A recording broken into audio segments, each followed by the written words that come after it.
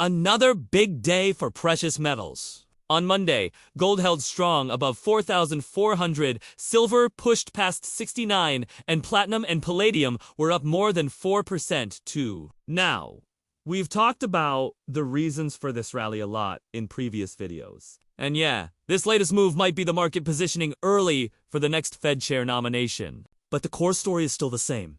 A crisis of confidence in the US dollar, combined with the AI narrative driving up industrial demand. The real question everyone's asking is, how long can this run keep going? I can't predict the future, but there's a saying, history doesn't repeat. It rhymes. So, let's look at past cycles to find clues that might help us make better decisions. Since we know today's main drivers, I went back and checked if past precious metals bull markets had a similar setup. And two major blow-off bull runs really stand out. 1971 to 1980, and 2001 to 2011.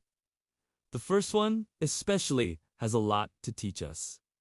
So, where does history rhyme? If you zoom out, these rallies share two big common drivers. First, a dollar confidence crisis is the bottom line engine. In 1971, the Bretton Woods system collapsed. The dollar stopped being linked to gold, and global confidence took a huge hit. Then, in 2001, the US tech bubble burst. The Fed started cutting rates, and markets began shifting away from dollar assets. And more recently, the US debt problem has gotten worse, and the US has used finance as a weapon more often. This has pushed central banks to diversify their reserves by buying more gold to replace some of their dollar exposure. The second share driver is industrial demand. In the 70s and 80s, electronics were exploding. Radios, TVs, and semiconductors were going mainstream. Silver's amazing conductivity meant demand got a big boost. Fast forward to today, and we're in the era of AI, solar, and new energy. Demand for silver, platinum, and palladium has surged, but supply hasn't kept up. And that gap has helped these white metals move even more aggressively. Even with these similarities, the differences are super clear, mainly in three areas. First, the type of industrial demand is different. Back then, electronics were still in their early growth stage. Demand spikes were more phase-based and had a limited impact on long-term prices. Today, AI and new energy are long-term megatrends. Demand growth isn't just more durable, it's on a much bigger scale.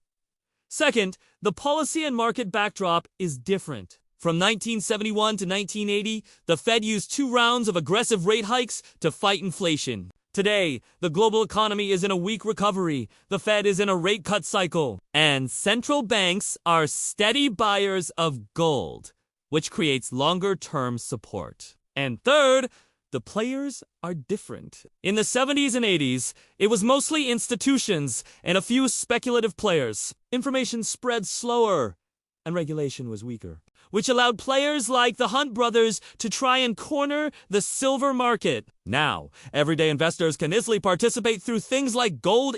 The money is more spread out, and market volatility moves very differently. So what can we learn from all this? Let's use gold and silver as examples. In both the 1971 to 1980 and 2001 to 2011 cycles, both metals delivered over 10 times gains, and each cycle lasted about 10 years. There were big pullbacks along the way, but the biggest move often happened in the final year. Looking at the current cycle, if we count from the 2020 low, we might be about halfway through. In past cycles, the pattern was usually dollar weakness leading the charge, with industrial demand and central bank easing acting as boosters. Right now, that dual engine of a weaker dollar story plus rising industrial demand has not changed. This is why mainstream institutions like Goldman Sachs are broadly bullish on gold and the white metals for next year. As always, this isn't financial advice, but a framework to help you think. Thanks for watching, and don't forget to subscribe!